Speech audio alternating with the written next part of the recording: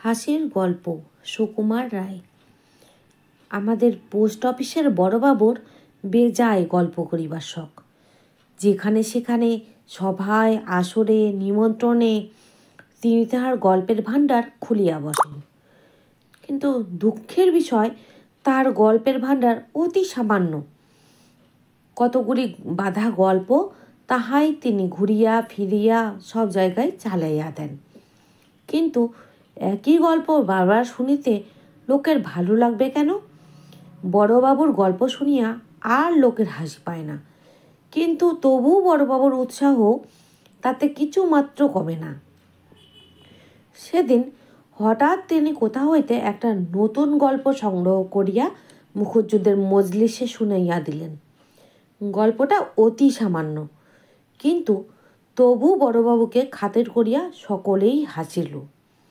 সুতরাং তাহার 2 দিন বাদে যদু মল্লিকের বাড়ি নিমন্ত্রণে বসিয়া তিনি খুব আড়ম্বর করিয়া আবার সেই গল্প শুনাইলেন।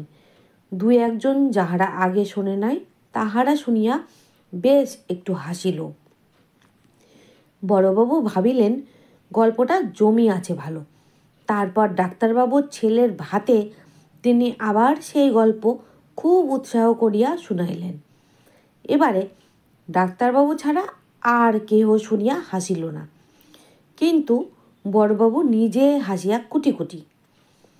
তাহার পরেও যখন তিনি আরও 2-3 জায়গায় সেই একই গল্প চালাইয়া দিলেন, তখন আমাদের মধ্যে কেহ কেহ বিষম চটিয়া গেল। বিশু বলিল, না হে, আর তো সহ্য হয় না। বড়বাবু বলে আমরা এতদিন শুয়ে আছি, কিন্তু ওর গল্পের উৎসাহটা আর একটু না কমালে আর চলছে না। 2 দিন বাদে আমরা 10-12 জনে বসিয়া গল্প করিতেছি। এমন সময় বড়বাবুর নাদুস নুদুস মূর্তিখানি দেখা দিল। আমরা বলিলাম, আজ খবরদার, ওর গল্প শুনে কেউ হাসিতে পারিবে না। দেখি উনি কি করেন। বড়বাবু বসেতেই বিশু বলিয়া উঠিল, না, বড়বাবু আজকাল যেন কেমন যেন হয়ে গেছেন।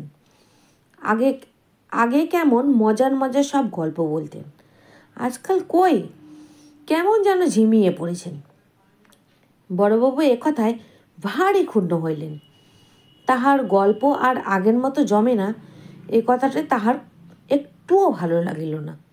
তিনি বলিলেন, বটে, আচ্ছা বসো, আজ তোমাদের এমন গল্প শোনাবো, হাসতে হাসতে তোমাদের নাড়ি ছিঁড়ে যাবে। এই বলিয়া তিনি তাহার সেই মামুলি পুঁজি হইতে একটা গল্প আরম্ভ করলেন। কিন্তু গল্প বলিলে কি হইবে? আমরা কেহ হাসিতে রাজি নই। সকলেই কাঠ হইয়া বসিয়া রইলাম। বিশু বলিল, না, এই গল্পটা জুৎসই হলো না। তখন বড়বাবু তাহার সেই পুঁজি হইতে একে একে 5-7টি গল্প শুনাইয়া দিলেন, কিন্তু তাহাতে সকলের মুখ পেঁচার মতো আরও গম্ভীর হইয়া উঠল। তখন বড়বাবু খেপিয়া গেলেন। তিনি বলিলেন, যাও যাও, তোমরা হাসতে জানো না, গল্পের কদর বোঝো না, আবার গল্প শুনতে চাও? এই গল্প শুনে সেদিন ইন্সপেক্টর সাহেব পর্যন্ত হেসে গড়াগড়ি, তোমরা এসব বুঝবে কি? তখন আমাদের মধ্যে একজন বলিয়া উঠিল, কি বড়বাবু, হাসতে জানি নে, বলেন কি? আপনার গল্প শুনে কতবার কত হেসেছি ভেবে দেখুন তো। আজকাল আপনার গল্পগুলো তেমন খোলে না, তা হাসবো কেন? হাসবো কোত্থেকে?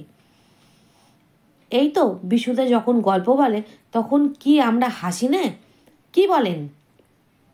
বড়বাবু হাসিয়া বলিলেন, বিশু, ও আবার গল্প জানেন নাকি? আরে, একসঙ্গে 2টো কথা বলতে ওর মুখ আটকায়। ও আমার গল্প বলবে কি?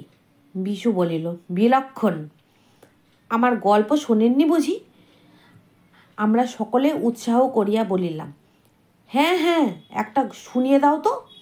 বিশু তখন গম্ভীর হইয়া বলিল, আরে কি মজা রে, কি মজা! এক ছিল রাজা, হা হা হা হা। বিশু বললে, রাজার 3 ছেলে। শুনিবা মাত্র আমরা একসঙ্গে প্রাণপণে এমন সশব্দে হাসিয়া উঠিলাম যে বিশু নিজেই চমকাইয়া উঠিল। সকলে হাসিতে হাসিতে উহার গায়ে গড়াইয়া পড়িতে লাগলাম। কেহ বলিল, দোহাই বিশুদা, আর হাসিও না। কেহ বলিল, বিশুবাবু রক্ষে করুন, ঢের হয়েছে। কেহ কেহ এমন ভাব দেখাইল যেন হাসিতে হাসিতে তাহাদের পেটে খিল ধরিয়া গিয়াছে। বড়বাবু কিন্তু বিষম চটিয়া গেলেন। তিনি বলিলেন, এসব বিশুর কারসাজি, আগে থেকে সব শিখিয়ে এনেছে, নইলে ও যা বলল তাতে হাসবার মতো কি আছে বাপু? এই বলিয়া তিনি রাগে গজগজ করিতে করিতে উঠিয়া গেলেন। সেই সময় হইতে বড়বাবুর গল্প বলার শখ বেশ কিছুটা কমিয়েছে। এখন আর তিনি যখন তখন যেখানে সেখানে কথায় কথায় হাসির গল্প ফাঁদিয়া বসেন না।